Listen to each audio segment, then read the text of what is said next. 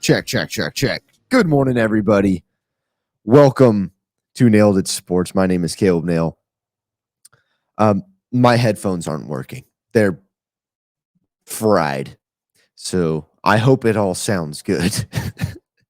It's been a month. It's been a month since we last spoke on Nailed It Sports. So it's good to be back. To be blatantly honest with you, I didn't know what was going to happen. I got distracted, put it that way.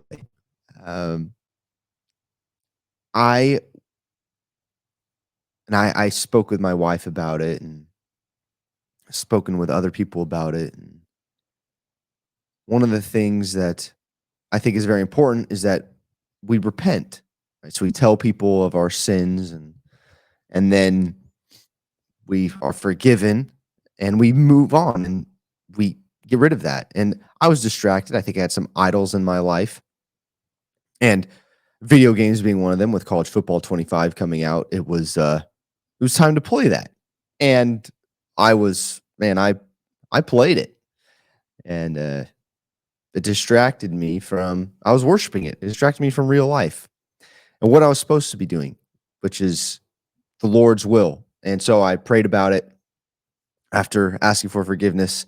And this was what came to mind. This, Beware of Bulldogs. So, by the way, Beware of Bulldogs, live tonight, 7 p.m. on X and YouTube, talking Fresno State football and some basketball stuff. Have to talk basketball, of course. But today, we're going to talk Olympics and what I'm thinking about the Olympics. And then I want to get to G5 quarterbacks. So not a whole lot going on. And also, I started late. So I got to get to work soon. So I need to finish this up quick. But thank you for tuning in. Feel free to comment down below. That really helps me out. Like the video, subscribe. It's free for you guys. And I want to know what I need to do other than being consistent that you guys would like to talk about. This is a Central Valley sports podcast. So when stuff goes on in the Central Valley, we're going to talk about it here. Football has started officially for high school. So practices have begun. I really like what Pag Meter's doing with his media days. I think that's a lot of fun. I think that's great for the kids and it's fun for the coaches. But I want to talk, but first I want to get to, before we get to the Olympics, I want to get to my verse of the day. And I stole this right from the verse of the day on the Bible app. I thought it was good. Colossians 3:23-24. Whatever you do, do it heartily, as to the Lord and not to men, knowing that from the Lord you will receive the reward of the inheritance, for you serve the Lord Christ. I really like that in the season I was going through. I really needed that. Whatever you do, do it heartily, not for fame, not for money, not because it makes you feel good. And you need to do it not for what I think a lot of the culture does things, but for fame and money. But as to the Lord, knowing that from the Lord you will receive the reward of the inheritance. And that inheritance is not fame and fortune. That inheritance we get is freedom. The inheritance we get is presence with the Lord. That's what I want. I want, when I leave this temporary place, I want to be in our forever place with the Lord. That's what I want, and I want that for everyone else as well. So, if you would like if you have questions about that, let me know. If you're curious about Jesus, he will open the door. He's there. All you have to do is knock, and he will seek and you will find. Ask and it will be answered, or it will be given to you. I butchered that verse, but seek and you will find. Ask and it will be given to you. There's something else in there as well, but I encourage you, pray continuously. Ask that the Lord will open your eyes. He opened mine, but you get distracted every once in a while, just like the Israelites did many times. It happens in our lives as well, and so I apologize. But let's talk sports since we're here. So what are your thoughts on this year's Olympics? Leave it down below in the comments. Forgetting about forgetting about the weird opening ceremonies, and they are always weird, by the way. Always.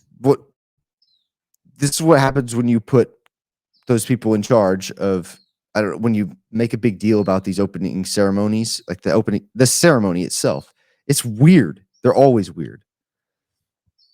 I watched the last Olympics was before COVID, and they did like weird medical stuff, like weirdly related to COVID. It seemed like it was weird. Um, Not trying to be a conspiracy theorist here, but it was weird. But outside of all that, the sports side of it, what have been your thoughts on the sports? I think this has been a very underrated Olympics when it comes to sporting events. Maybe that's just because I'm older. When I was younger, living with my parents, my mom always had the Olympics on every night. That it was, and it was, the mainstream NBC Rewind recap. They play everything because everything is happening while we're sleeping or right now as we're waking up, getting ready for work. So watch that nightly show on NBC. Well, I haven't been doing that. I've been recording certain things and trying to catch up. And with X, right away. So I already know what happens. Like, spoilers, if you are recording and watching later at night, spoilers. Skip about 2 minutes ahead. But Suni Lee and Simone Biles fell on the balance beam today and did not medal on the beam. So those things I already know about. So I'm not sitting around waiting for it at night. But I think it's been a good product. I think there's been a good product out there. Now, the reason I think it's so different though this year is because with the Olympics and with the World Cup, it's kind of the world unifier, right? Things are going on. We become more unified around the games and cheer our athletes on. However, this year I don't feel like that's happening. We are more divided than ever.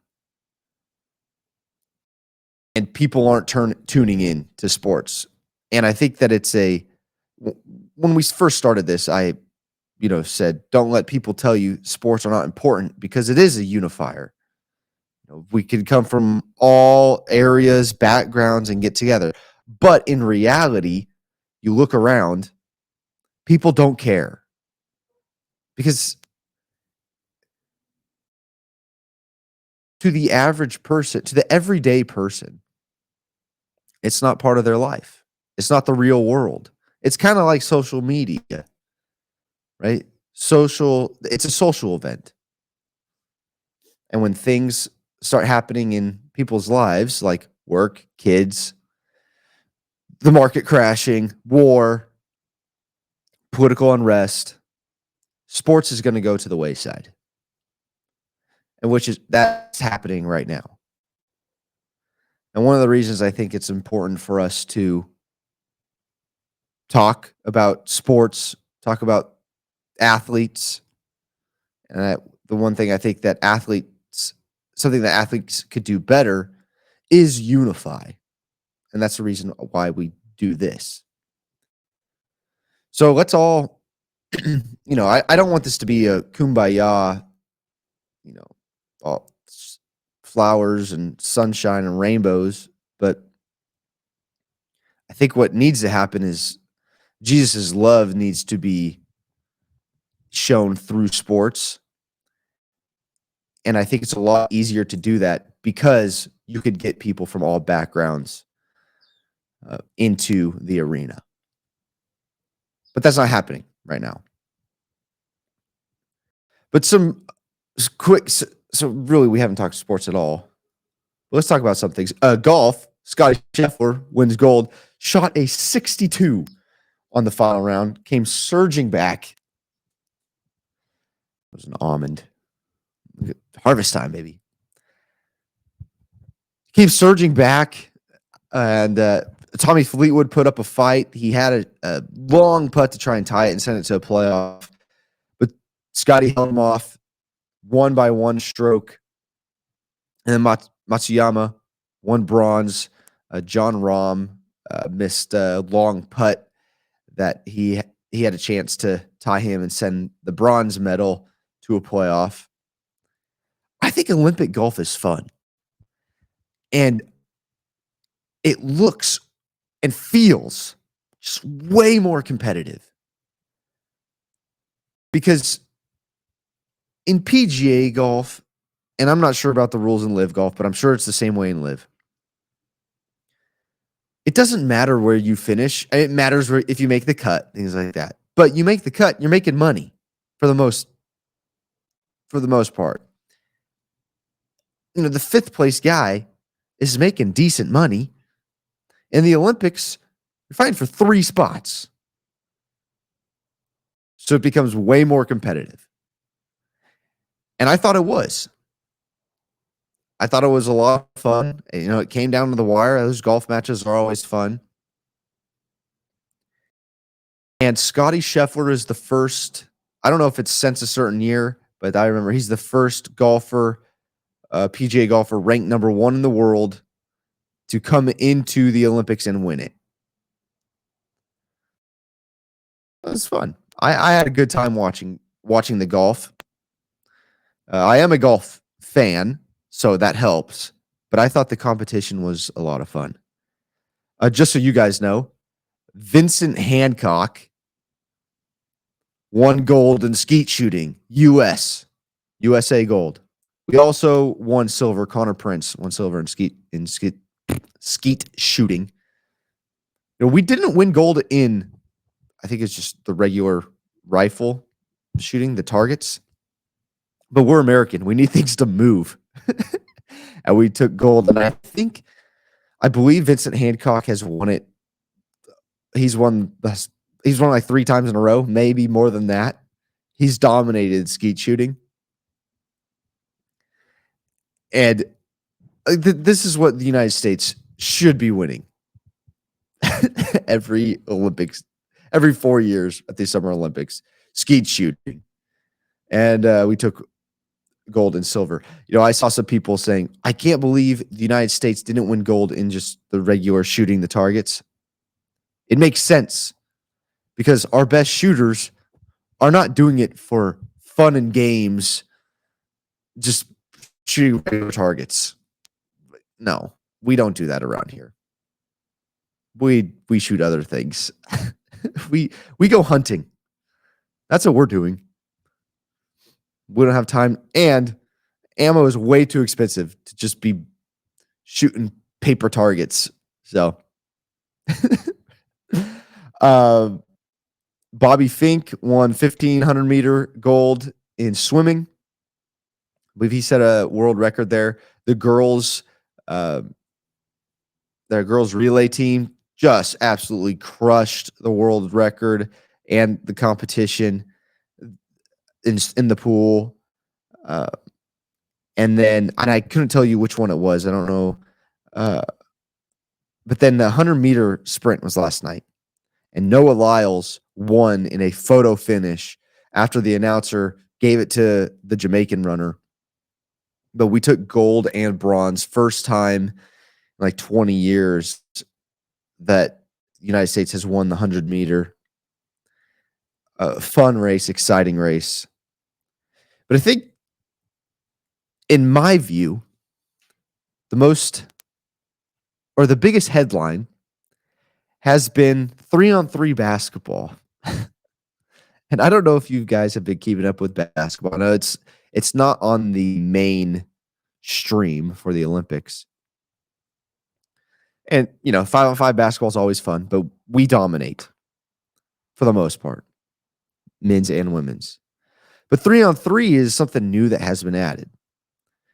Women's did not perform well at all. I think they won one game. And the same with the men's.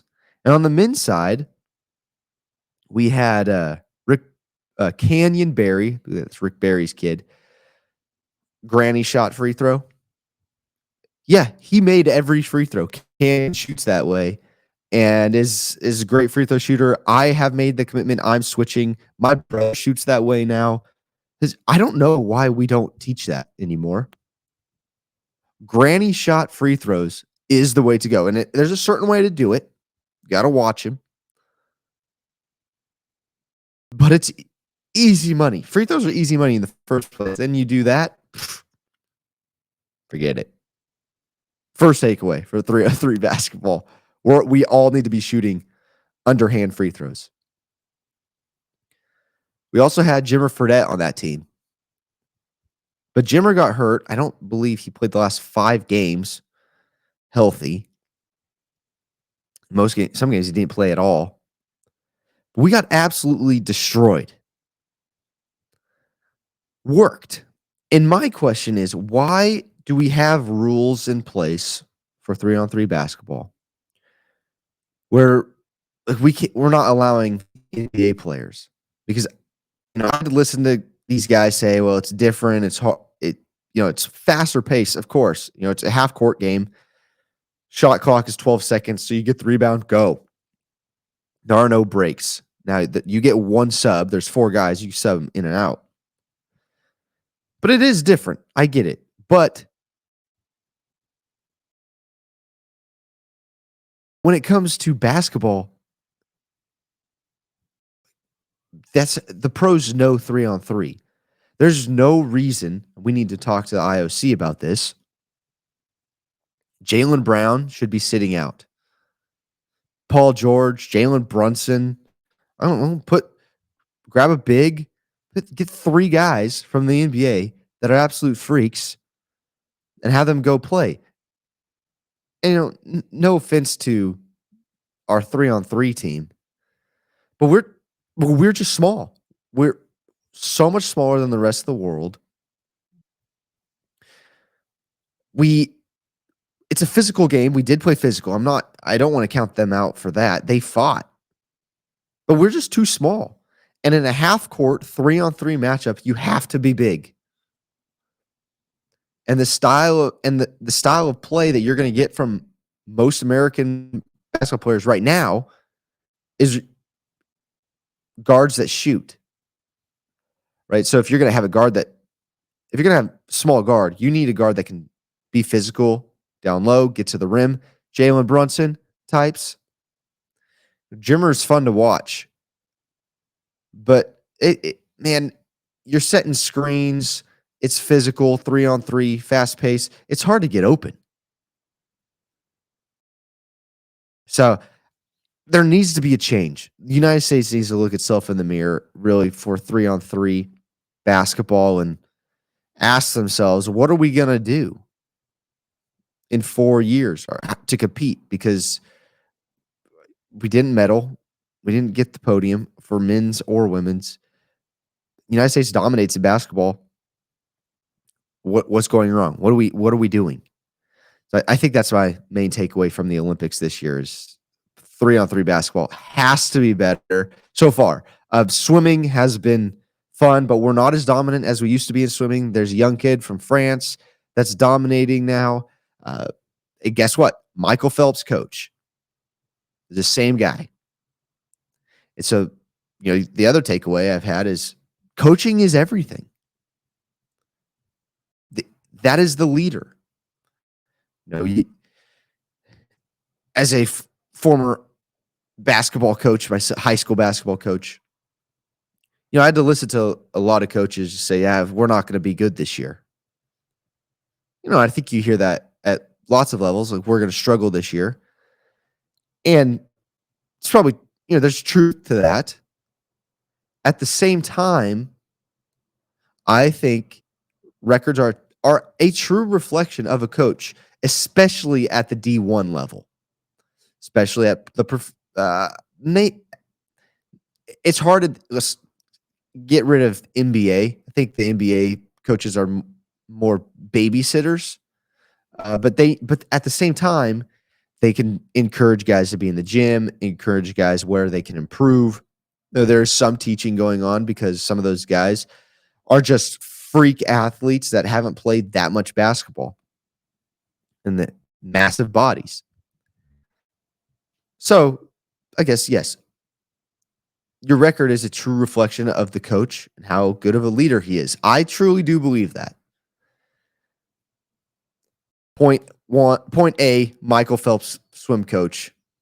There's something he knows about the pool, about double jointed men that he needs to be coaching because the guys he coaches are freaks. They're so good. Anyways, if you are a coach, I would highly encourage you to just buckle down and grind and figure out the best ways to put the best positions to put your players in to succeed and how to be encouraging, because teachers, coaches truly are the ones that make the difference. And I think that there needs to be, in the Bible even says that teachers are going to be judged tougher. It's just how it's going to be. And I think that there's a point to that. Okay, real quick, then I got to get ready for work. I want to talk about the top G5 quarterbacks for this upcoming college football season. It's less than a month, guys. Less than a month, we got college football. I've pumped. I'm excited. So I think you can't start the conversation without talking about Mikey Keene. Mikey Keene returning. I'm hearing a lot of chatter about people second guessing Fresno State now that Tedford's gone. I think we knew that was going to come up. We're going to talk about this tonight on Beware Bulldogs. But same OC, same quarterback coach. Yes, Tedford was the quarterback guru. But do you really think he went anywhere? The dude he lives and breathes Fresno State football. It's been his life. He played here. He coached here for multiple years before he went on to Cal and the NFL. And then he coached here a while, got sick, stepped down, coached here again. Dude is Fresno State football. You talk about Fresno State. What's Fresno State football right now? Pat Hill and Jeff Tedford. And they're both around the program. They're not going anywhere. It's going to be fine. Now, the difference is, I don't think he's going to be able to recruit the way he used to. But he's still going to be around and helping quarterbacks out. So they're still going to get some of that experience. Some, not all like they used to, but some. And so Mikey Keene he's legit. And the guy could throw. Just so you guys know, if you're not Fresno State into that world, he's improved his arm strength. He's gotten thicker. You could tell he's been on the weight set. So the weight program that we have him on, the nutrition program, it's working. So that was one of my critiques last year, was arm strength. But we've been told that he's been working on it. And I'm excited for Mikey. Fresno State will go as far as the O-line. Fresno State offense will go as far as the O-line takes them, because the rest of the guys can play. I do think the number one quarterback, though, is Seth Hennigan from Memphis. He's been there a while. He's a vet. He's a good player. There's very good argument for Memphis to be the G5 representative this year. And Seth Hennigan is at the center of that. I mean, he's very good. The American, I think, is down a little bit this year. No, I shouldn't say that. They're not down. That's not smart of me to say. I think it is.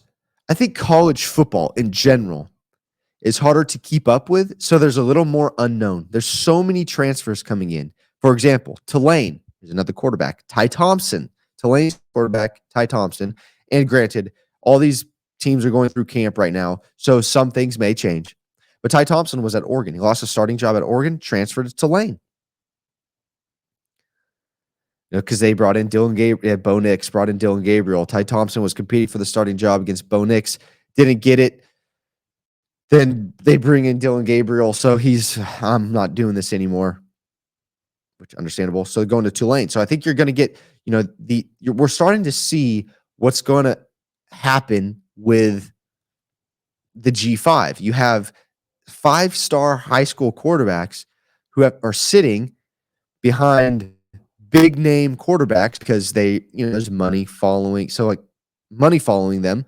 So Oregon can go grab whatever quarterback they want. So the 5-star that committed there is not going to get playing time and experience. So they transfer to G5 schools like Malachi Nelson, Boise State, who went from USC to Boise. You have Ty Thompson, Oregon to Tulane.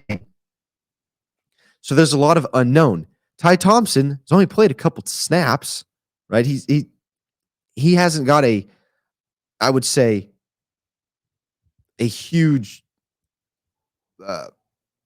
highlight reel to go, or I should say film. He doesn't have a ton of film to go to that we have on him. So there's a little bit of unknown there. But I do, from what I have seen, I do like Ty Thompson. So Tulane's going to be good. So I shouldn't say that about the American, about it being down. I just think there's a lot of unknown. I think you also can't talk about G5 quarterbacks without mentioning Caden Salter from Liberty. They went undefeated last year. He's dual threat. He can run. He could pass. Liberty has a weak conference as of right now, but once again, unknown. I can't say that I know a whole lot of what's going on in, what are they, Conference USA? Because, they have two new, Kennesaw State, Jacksonville State. They have Sam Houston, not up to date on what's going on in those programs. And but I also would say that I don't think those teams they're to the next JMU. They're going to compete right away. And even then, JMU lost their coach, bunch of players. Bummer. So Salter has an opportunity to lead this team again to 11-1, 12-0. And then the conference championship gets them, if they're 11-1, 12-0, it might get them some representation in the college football playoff. I do think it's going to hurt them, though, that schedule. But if Salter performs at a high level, I don't think they can argue, and they're going to have to put him in. But do they put an 8-4 Fresno State, Boise State, or a 9-3 Fresno State, Boise State, UNLV, I don't know, a 3-loss Mountain West champ in over them? Maybe. It depends on who their loss is to. If Fresno State loses to, let's just say, Michigan, we lose to UCLA at the end of the year, and UCLA had an awesome year, and doubt it in the Big Ten, but if they have an awesome year and one other game, and we win, and then we beat a ranked Boise team in the Mountain West Championship,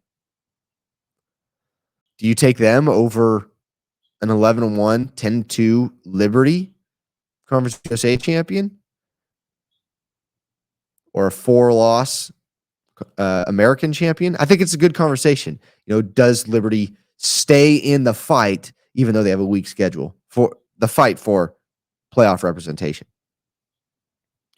Miami, Ohio quarterback Brett Gabbert. He's good, man. Miami, Ohio has a good team. You know, I saw a group of 5 guys rankings. I got to chat with them in their Twitter spaces, and they're really high on Miami, Ohio this year.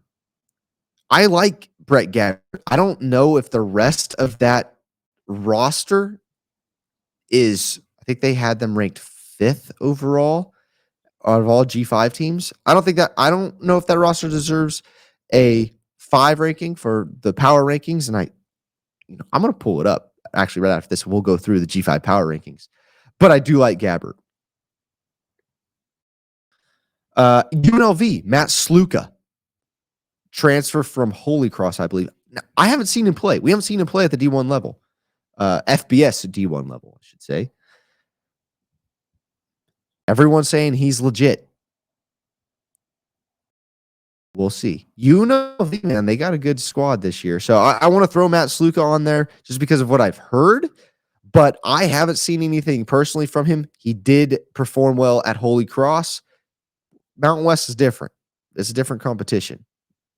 Football's still the same, but competition level is a little bit higher than at Holy Cross. Interested to see what happens there. Braden Shager, Hawaii. Been watching him play ever since he started his career there. The guy can sling it. And if Coach Chang, is coaching him up, the Hawaii quarterback room is going to be good. So Shager, he could play. He's going to be able to throw the ball over the field. Remember that Hawaii team a couple years ago was just basically a high school squad that Timmy Chang was working with, and he's coached them up. They're going to be a threat this year. Their offense is going to score a lot of points. I think another Braden Fowler Nicolosi, Colorado State, threw the ball over the field last year. He's got Horton over there. The Mountain West,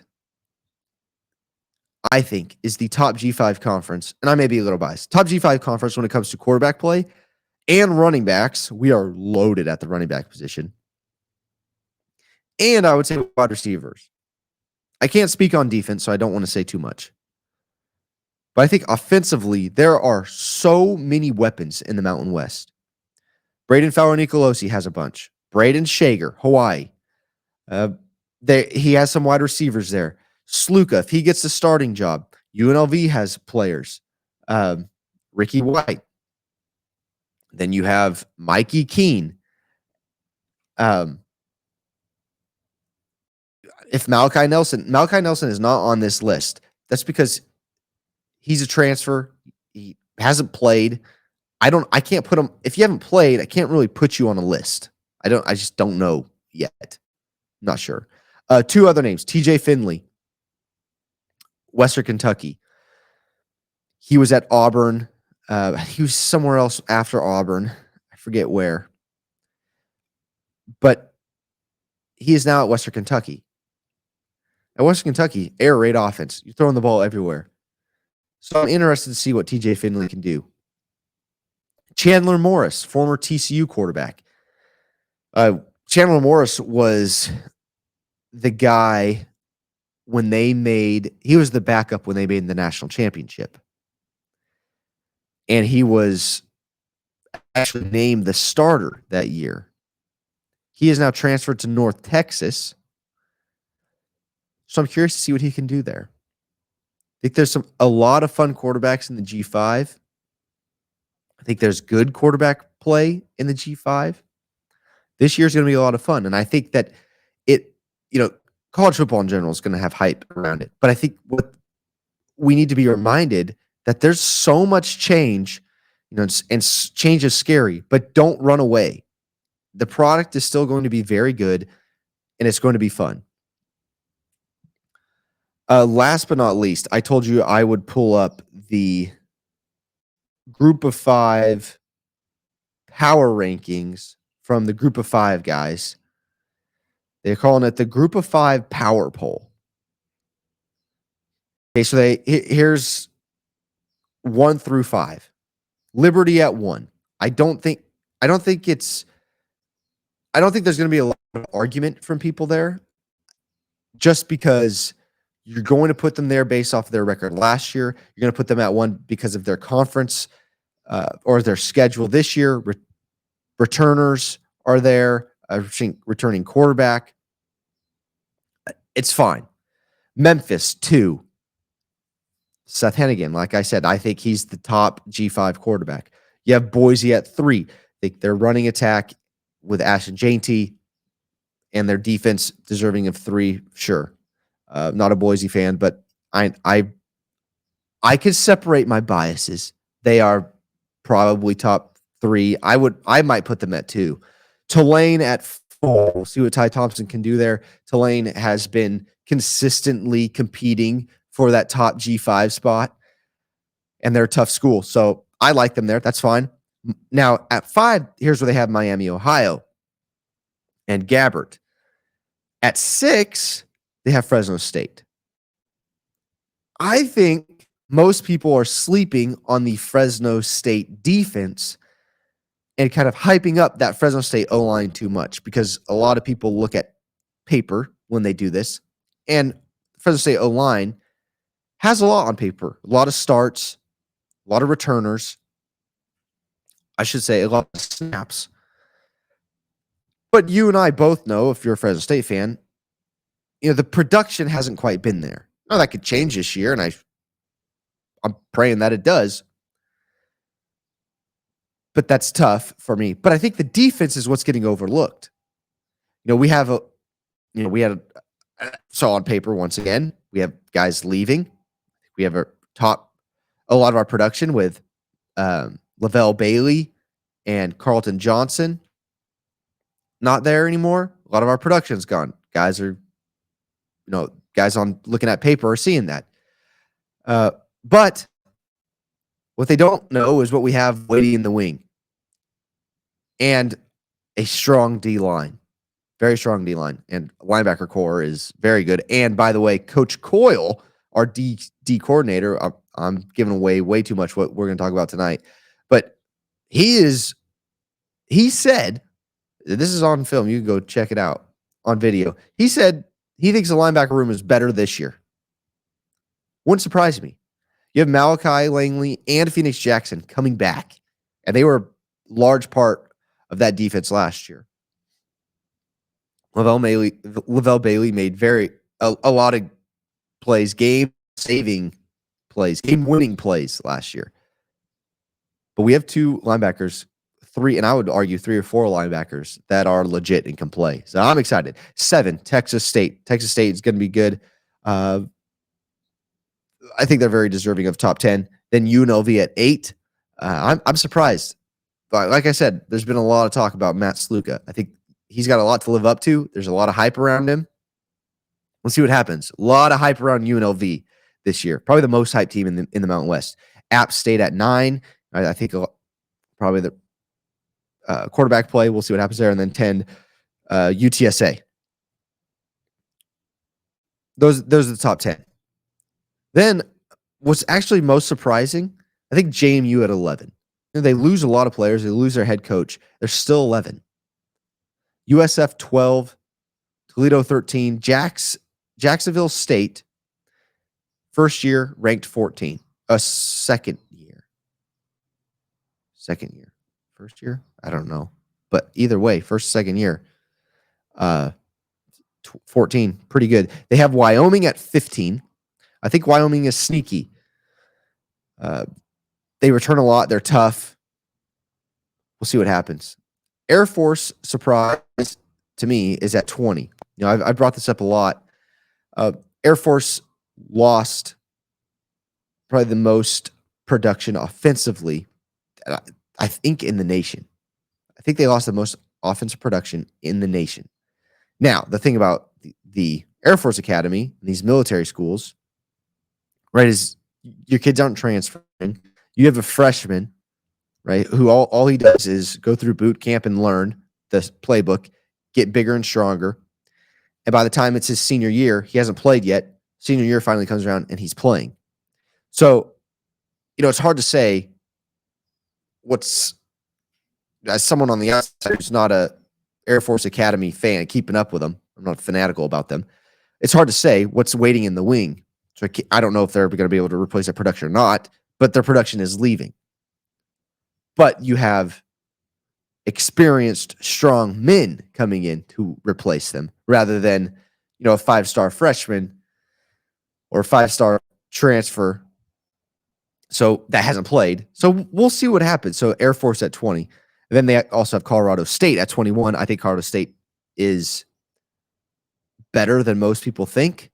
I think Colorado State is probably better than Air Force, should be ranked higher than Air Force, probably higher than JMU. To finish it out, 22 through 25, Northern Illinois, Arkansas State, Coastal Carolina, FAU.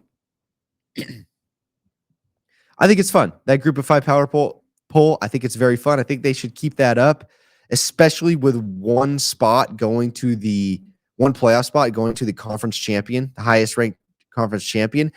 They are going to need help because the committee does not watch G5 football. Most people do not watch G5 football. I don't believe mainstream media guys when they say, I watch more G5 football than you.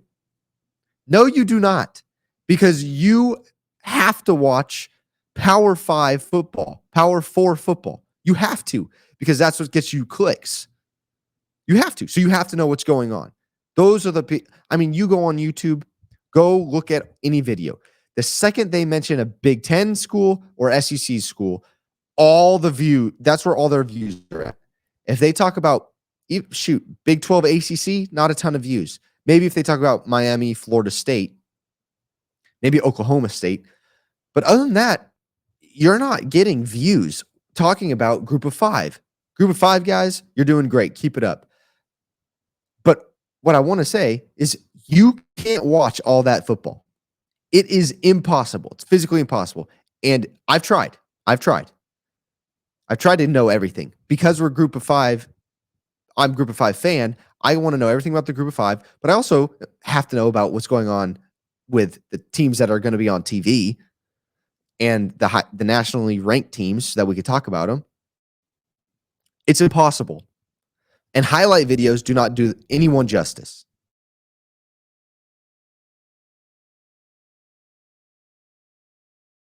They're not going to talk about G5. 2, they're not going to watch. They're going to see wins and losses. So they're going to need people to help them out. I think we can do that. All right. I got a short amount of time to get ready for work. Let's do this. I hope you have a wonderful day. I'm sorry it took me so long. Please forgive me to come back here and get my life straightened out. And we're doing well. Everything's great. Absolutely wonderful. So it just got distracted by stupid video games. So became an idol for me, but not anymore. Not anymore. So I'm praying for you. Pray the Lord just overwhelms you with love. And if you have any questions about Jesus, I'd love to talk about Jesus. That's why I'm here. All right. God bless you guys.